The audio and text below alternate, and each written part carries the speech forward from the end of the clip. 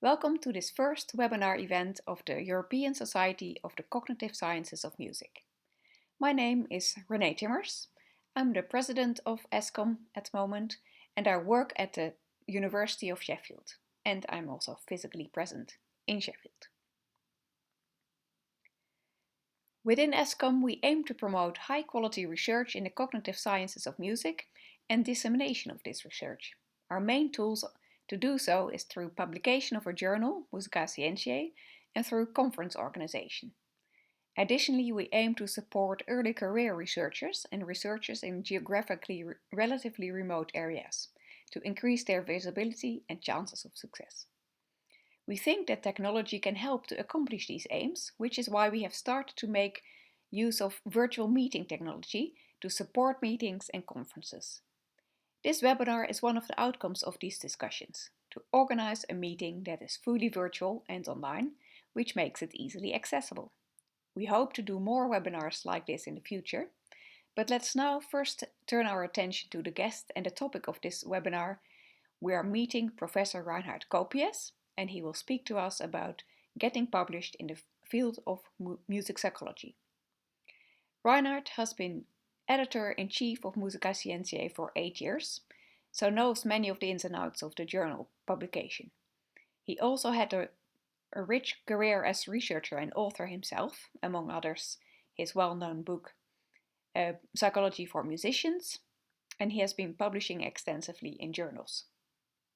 We hope to hear from him, hear a bit about the behind the scenes of journal editing, and then after his presentation we'll take questions from the audience who is listening in through a live stream, and then can comment on the live stream and by asking questions, and I'll read these questions and we'll discuss them afterwards.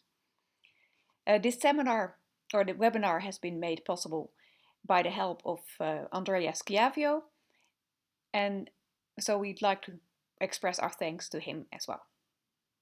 This is Reinhard Kopiez speaking over Skype from Hannover University. In part one, I will give you a short introduction into the central role of standards in all phases of manuscript preparation. And in the second part, I will talk about the idea of quality results at the source right from the beginning and some ideas on methodological standards. The third part will be on writing and submitting standards, and the fourth of how to become famous, creating resonance and standards of circulation. And finally, I will try to give a very short summary in only 3 words. Well, so let's start with the introduction. The bad news first. I won't show you any dirty tricks, and I won't show you any shortcuts to success, because there are no tricks for successful publication strategies. In the long run, I would say such dubious strategies will only damage your reputation. However, there is hope, and the buzzword of my seminar will be standards. I will give you some helpful advice, and I will give you some recommendations for further reading where you can find more details on the topics mentioned in this presentation. My first idea, and this is the second part, is related to principles of music production. What I learned from my colleagues of music production is quality results at the source. Even though there are numerous ways of pitch correction in case of badly sung vocals, such as Melodyne or Antares autotune, if the vocals are bad and the singer can't sing, production of a song will be a challenge. In other words, you can't make a silk purse out of a sow's ear, or to say it more frankly, you can't turn crap into gold. And my advice would thus be, start your work with a thorough search for validated scientific knowledge for your research topic. And this means, first, check PsycInfo, the database, and the second database, the Cochrane Library for available meta-analyses and systematic reviews for your research question. And my first recommendation for further reading would thus be, have a look at the introduction to the new statistics by Cumming. Cumming recommends to check your thinking and writing at every stage of your research based on so-called don't fool yourself principles, the DFYs. But what characterizes the new stats? I will give you 3 examples for the don't fool yourself rules. This means start with an a priori analysis for power analysis for your experimental planning. The second is use effect sizes and ideas on effect sizes to be expected, and use effect sizes for the report of your result. In other words, don't tell significance, tell relevance. And the third point is use of confidence intervals instead of significance values, p-values, for the interpretation of your findings. We can also conclude that the principle of diligence right from the beginning of your work should be the most important principle of your work. So start with careful planning and research of the background, planning of the required sample size based on effect size assumptions derived from your previous research on existing meta-analyses. And here comes, in line with Cumming's ideas, 2 further reading recommendations. The first, well, number 2, is the introduction to the free software tool for power analysis. It's called G-Power. And then number 3 recommendation is my personal favorite on the basics of test power and effect sizes. It's the book by Alice. I can tell you it's a really good investment, these €20. Perhaps you are wondering, why do we need all these basic preliminaries? Well, the answer is given in this very, very important book. This information will be required by the so-called journal article reporting standards published in the most recent 7th edition of the APA publication manual. So let me give you an example. The report of sample size considerations in your manuscript is mandatory, and the jars are valid for both the quantitative and qualitative research. My editorial experience is that missing information on test power is the main reason that manuscripts are rejected. Don't do that. To conclude for this part of my talk, my strongest recommendation is buy this book, read it, and inhale the APA manual before writing your manuscript, or better, starting your research. The last aspect of this section is which standards will the experienced reviewer of your paper expect. Sometimes it's helpful to approach a subject from a different perspective, and it's interesting to get some ideas on what is the reviewer's perspective on the manuscript, in particular on methodological aspects. Well, here's reading recommendation number 5. It's the reviewer's perspective, and this book should be on the desk of every qualified reviewer.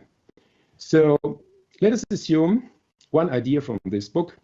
You developed a new rating scale for the evaluation of singing performance. Well, so be prepared to answer the reviewer question about the so-called inter-rater agreement and the resulting intra-class coefficient, the ICC. Finally, at the end of these sections, some recommendations for the future of statistical methods should be given. Be prepared. Be prepared for the future and say farewell to p-values and say hello to base statistics. The background is, in 2014, the journal Basic and Applied Social Psychology announced the future ban for null hypothesis significance testing, NHST. Instead of p-values, all submitted papers should give information on the so-called Bayes factor for hypothesis testing. The current situation is as follows, as far as I can see. In the music cognition journals, they are still based on NHST, but I assume that in the future, the Bayes stats will be the new standard for data analysis in many journals. But how can you prepare yourself for this expected development? Well, here is further reading number 6, doing stats with Bayes.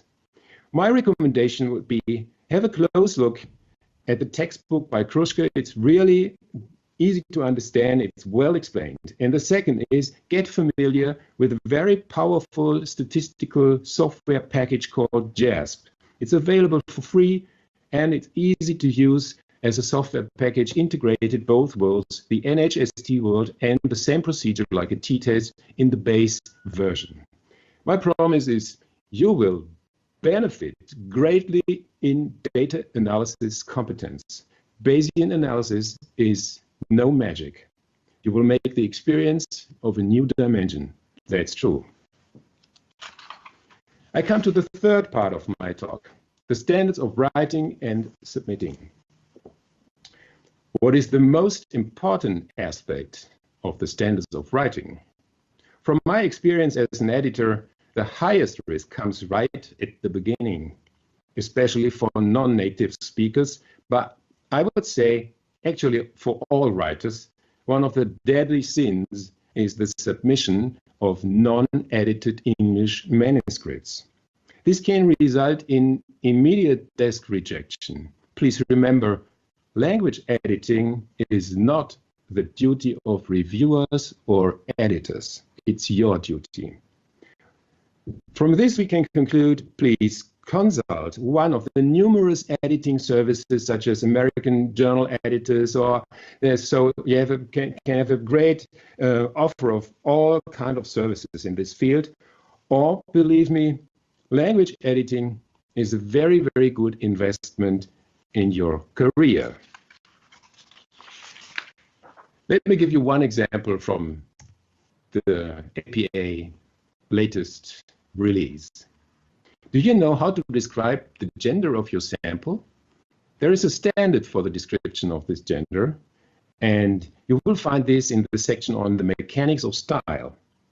The example, so it's going about the term gender, but so you will find another term, it's called a cisgender. But what does it mean?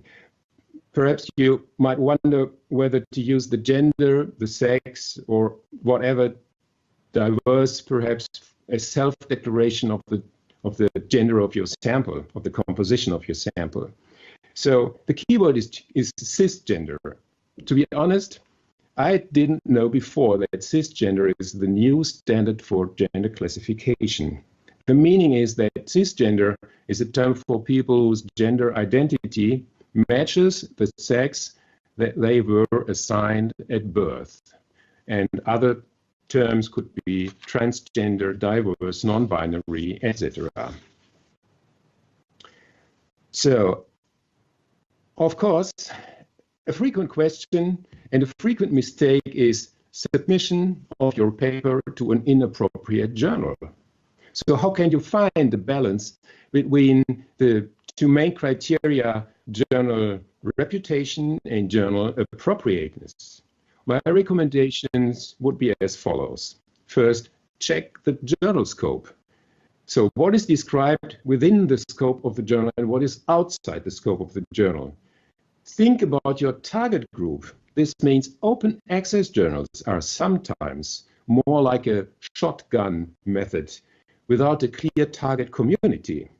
The question is more, is the topic of your paper of general interest, for example, a meta-analysis or a review?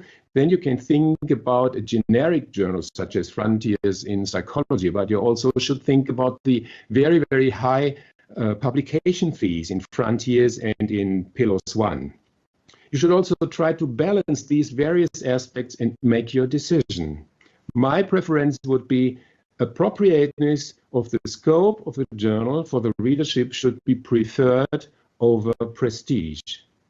And sometimes smaller journals give also a fair chance to manuscripts because they are not so highly competitive, and you have a fair chance for manuscript acceptance. Although, of course, I would say Musicae Scientiae is an excellent choice always, you should also think about submission to a smaller journal such as the Yearbook of Music Psychology, Empirical Musicology Review, or perhaps also Music and Science. Finally, for this section, I would like to give you an alert. Beware of so-called predatory journals. Predatory journals means that they will accept submissions and they will guarantee publication for payment, but this will be a publication in a dubious manuscript outlet. Don't do that, you will damage your reputation. Well, a short illustration of the difficulties of journal selection is an example from my collection of research anecdotes. So a couple of years ago, we conducted a study on the effects of subliminal messages in music, and we found no effect of subliminal text messages embedded into a musical background on behavior, on choice behavior. So this means the null hypothesis was confirmed. This manuscript was rejected by many journals due to the nothing found message. And you know there is a bias in the journals for something found. But we found the journal, the online journal of articles in support of the null hypothesis. And we survived the review process. And this is a very interesting paper and study which has been cited numerous times. I now come to the pre-final section, the creation of resonance. So, in other words, how to become famous and how to create resonance in your community. This requires citations to create resonance and to increase your impact. There are 3 easy steps. My recommendation would be, first, for all people working in the scientific field, register for a Google Scholar account. You can't imagine how many people don't have a Google account, a Scholar account. This is really surprising. The second is register for a ResearchGate account so that other people can get knowledge from your research and can get into contact and ask for manuscripts or for comments on other manuscripts. And the third would be register for an ORCID ID number. This is a lifetime number for identification of all your publications. And this will go back to the counts of citations in Google Scholar and is connected to other bibliometric systems. However, think about one aspect. The most important quality required of an author is patience. In case of, for the case of psychology of music, we can have a look at the bibliometric analysis by Hancock and Price from 2016. And this graph in the right lower corner shows that it takes about 4 years until 50% of all published manuscripts are cited at least once, 4 years. So this is a question of time. Now I come to my final slides. The road to success is long, bumpy, and winding. So please be patient, diligent in all steps of publication. And only one thing is missing, the very short summary of my talk. Here is my summary in 3 words. It's the attitude, it's your personal attitude towards all steps of research from the very first idea to the submitted manuscript. And the attitude towards standards. So that's what counts. Thank you very much for your attention, and I'm looking forward to the discussion and your questions. So let's go to the first kind of questions. There was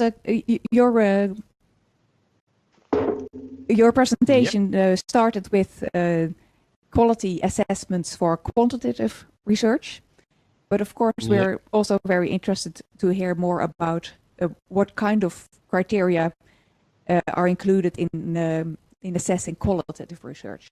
And do you have a publication even that you can recommend in that respect?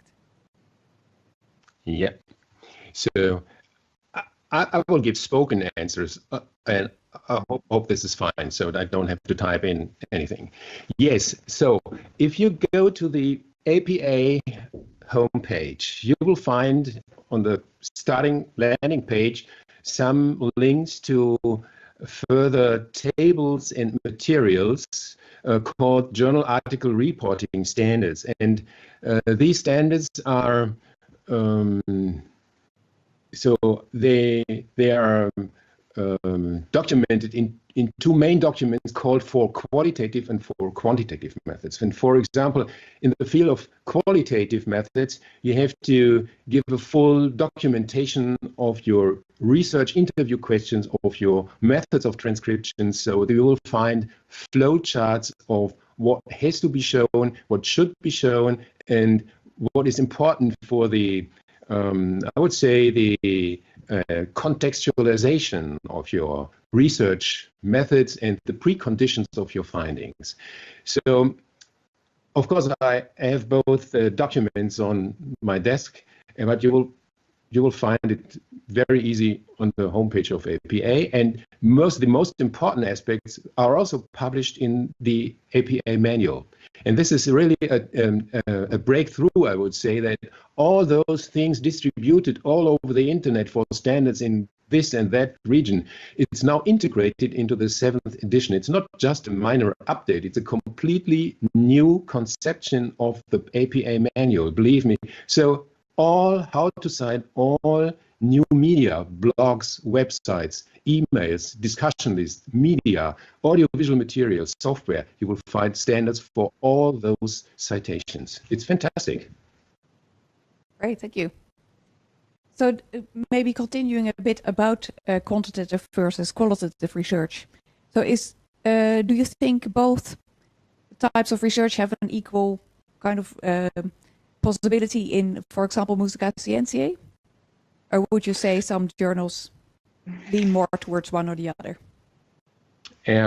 So my impression from the last decade is that qualitative research, so based, for example, on observational data or on verbal data, is still a minority in the research community.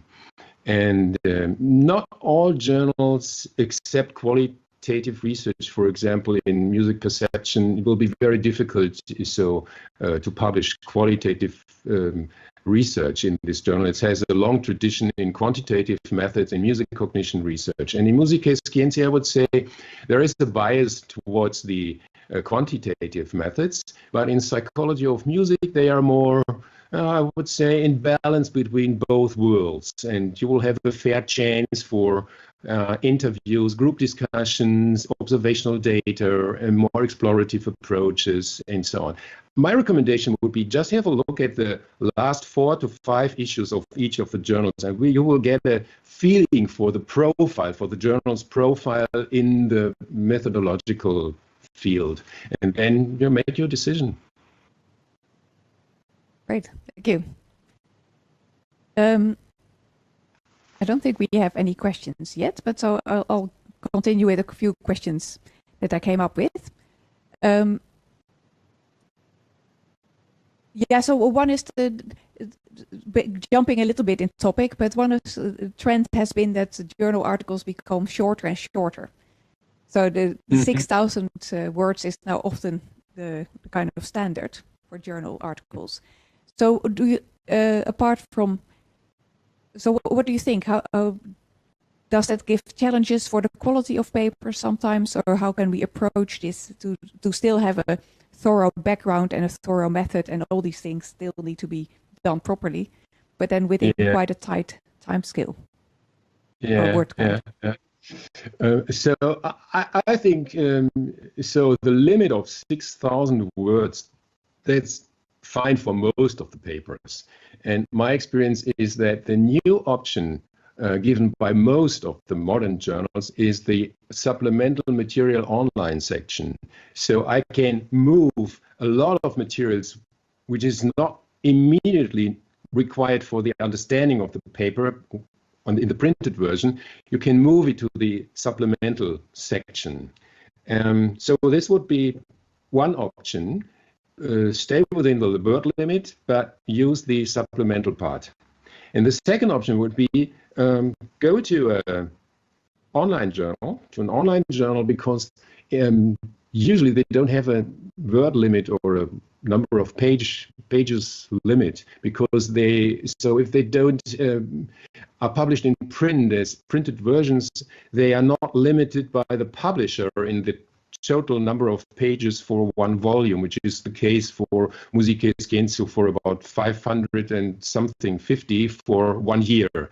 And if this is exceeded, the company, so the society ESCOM has to pay for all extra pages, and this is not a good idea. Thus, we are always interested, of course, in keeping this limit of a maximum of 6,000. But most of the papers will be fine and can be published and described in all details within this word limit.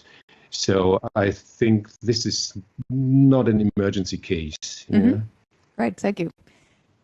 So we have another interesting question, which is about the choice between different journals, but then depending on the topic that you're writing about. I mean, this specific question is about emotions and music. So I think probably many journals would allow that, but maybe you can answer this question specifically to emotions and music, but also more generally, do certain journals in psychology of music orient towards certain topics more than others? This is a difficult question, of course.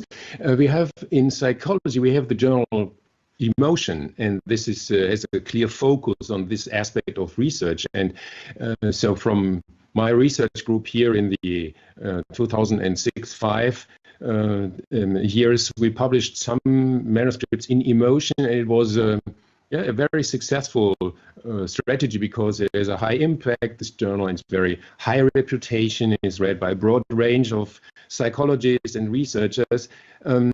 But I would say I would recommend a diverse strategy. So try to place your publications in various journals so that you don't forget your main target community. So the psychologists are not your target community for research in the field of music perception and experience and emotion, but it's fine to have a publication in one of these top journals, of course. Yeah? So I would do both. I would try to publish in more general journals of interest to the community of psychologists, and I will also consider the music cognition community. And I would not say that some are more open to this and that research topic. Have a look at the journal scopes description available on the website of every journal, and you will find most of them are very open to any kind of research related to music and this and that. So don't worry about this, and if you do good research, you will find an adequate journal as an outlet for your publication. Mm-hmm. Thank you. So we have another question who goes back to the Bayesian statistics recommendation. So actually, this question is that an experience that it's sometimes hard to actually publish something using Bayesian statistics because reviewers or journals have a preference for the more traditional approaches, and this counts for other things as well. Do you have any advice for how to combine the two, or what would you do? Would you combine approaches in a meaningful way? Or would you persuade the reviewers somehow? This is a tricky question, a sneaky question. Okay, so I know both perspectives, as an author and as a reviewer, of course. And that's right. This question is an important point because the gatekeepers in the journals very often come more from the traditional section of methods. So they are used to and familiar with NHST research and p-values and all that stuff. That's not bad, but there is also a chance for using more advanced statistical procedures. And what we did is we did both. So, for example, in a paper in music perception, we first described our results from the perspective of traditional NHST and new statistics, effect sizes, and all that stuff. And then we did a second analysis just for a kind of validation of our findings from different methodological aspects. And so this means the NHST section was followed by a short section on the Bayesian statistical analysis. And now, if the reviewer says, okay, I can understand part one of the data analysis, and this is completely fine and well done, and there is no contradiction to the second part from the Bayesian statistics, then I say, go ahead. So he will continue reading the next section of your manuscript and ignore the Bayesian statistics part. So in the current situation, I would recommend to do both, because it will be very hard to find adequate reviewers to evaluate a manuscript based only on Bayesian statistics. And so try a hybrid version. This is maybe a time of transition between both worlds will require a double strategy. Yeah, thank you. So maybe speaking about responding to reviewers. So what, I mean, it's quite a tricky balance to play again. So can you maybe, in your experience, what, how much leeway is there for a discussion, or should we just do what reviewers ask and that's the best strategy for publication? Yeah. So how to respond to reviewers? My response strategy would be 90-10 rule. So 90% of all comments should be taken very, very seriously, because please think that the excellent people had a look at your manuscript. So they spend a lot of time. They make valuable suggestions. And so they are kind of quality coaches to improve the writing and the quality of your manuscript.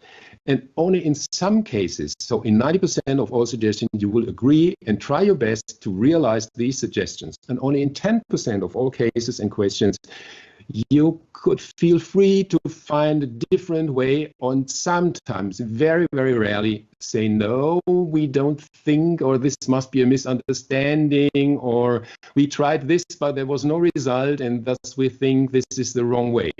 But be very careful with discussions or with the struggle, getting into struggle with reviewers. This is not a successful strategy. So I always try to see this as a great chance given by people who spend a significant amount of time on your work. And this is the perspective. They don't want to bother you with their comments and so on. This is the wrong perspective as an author.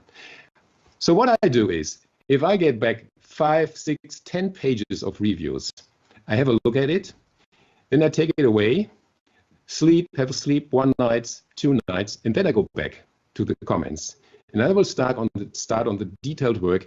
So reviewer 1, comment A1, A2, A3. And then I try to develop the strategy how to answer these questions, and I will give very, very detailed and convincing answers to how and what we did and why. And only in very few cases I will say, so I don't think this is a good strategy because we tried it and we didn't find any improvement of the manuscript. But be careful with this point.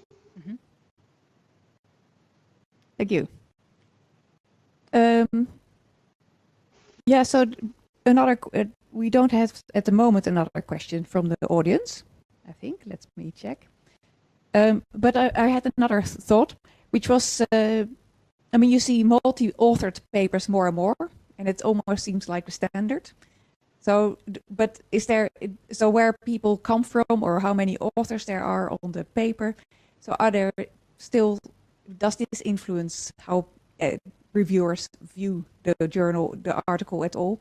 I mean, it shouldn't be, of course, but implicitly, do you know if there's unconscious biases going on?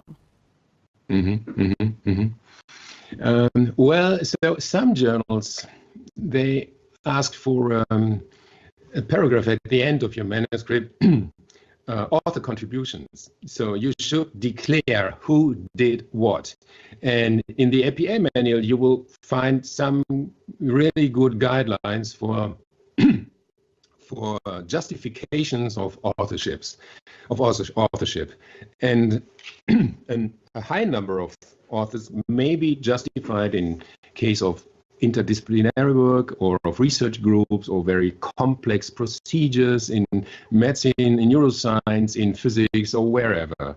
So this is not a contra-argument as far as I can see. And in most of the papers, you don't know how many people are getting involved into the manuscript. In music perception, this is not the case, so it's not a blinded review. I can always see the names of the authors, and then maybe if there are 5, 6, 8 authors on the paper, no, I wouldn't say this would result in a judgment bias. So a judgment bias maybe would be caused by hundreds of authors, as sometimes published in Nature. I remember, so there is a paper with 900 something authors, and the list of authors is longer than the paper. Yeah, and this is a funny situation. I think this never happened in music psychology, and I can't remember. So maybe I have sometimes 4 to 5 authors, but so this is the upper limit. But I meant actually also the other way around. So if it's only one author, so that becomes rarer now. So, and so just someone, so the work of a single scholar in music psychology kind of context, is that getting rarer and also therefore less trustworthy somehow? Yeah. Difficult to answer. So I think no, but so the double authorship seems to be the standard, because we are such an interdisciplinary field that in many cases you will your work will be based on cooperation with other disciplines, from neuroscience or from engineering sciences and so on, or computational sciences. So this results in a multi-author paper, of course. But so I would say these creative and productive individual researchers and scholars, so they will always exist. And for example, have a look at the work of Bruno Rapp, for example. I think 90% of his papers are one-author papers, and they are all brilliant and excellent. But this is not my style of working and style of research, because I'm embedded into so many different fields, and all those people make significant contributions and thus are justified for a co-authorship. I think this will be the tendency towards multi-authored papers. Yeah, I think so. Okay, so I'm not sure how long we should take this. I mean, maybe 1 or 2 more questions, I think. Yeah, so I have one other question. So because, well, I think it's nice for the audience maybe to know in what way SAGE helps us. So helps the journal Musicae Scientiae. So SAGE is the publisher of Musicae Scientiae, and this, for example, gives quite a good distribution of the journal in the different libraries and so forth. So could you give a little bit of an explanation about how this publishing world works in the sense of distribution and the contracts that they have? And the reach of the journal. So from my experience, Sage is a fantastic outlet for all this kind of psychological research. And Musicae is only one of the music-related journals, and the other one is, of course, Psychology of Music. And now we have a third journal published by Sage, is Music Science. It's an open access journal. And what Sage does is very, very professional. They have a marketing department, of course. They do fantastic bibliometric analyses on an annual basis. So there is an annual report for the publishing societies, such as ESCOM, for example, and they will get feedback. Where are the publications read? From which countries come different forms of subscriptions? So what is the tendency in the market from subscription to journals to pay-per-view models, so that author pay only for one PDF of one paper? And so we have the entire background information. So you can say the most cited paper of the last year was, for example, related to music in everyday life. Okay, so for the editor and for the society, this is an important feedback to see, okay, perhaps we could stimulate more a special issue, for example, on this topic to be up to date and to create resonance in the community and to make the journal more attractive to libraries or to research groups or also to individuals, and to convince people to become a member of ESCOM. This should be your first idea, I would say. Not only reading, but support your society. This is important. Right. Thank you. Okay, so maybe we can wrap up quite soon now. Do you have anything else that you would like to discuss or that you think is relevant for the audience? So I would be happy if the listeners in the audience, the attendees of this #1 webinar, would contact me at one of the forthcoming conferences, for example, in Sheffield in 2021, or at one of the other events, and just tell me your experiences, if it was helpful for you to get my ideas on these publication strategies and the idea of diligence right from the beginning and the standards and all that stuff. If this was really helpful to you for your everyday work, and this would be of interest to me to see how to improve my my support for the next generation, to give my experience to you. Okay. Well, thank you so much for your time and the very worthwhile tips, I think. I've learned a lot, and really nice to see you. It was a pleasure. Thank you very much. Bye. Bye.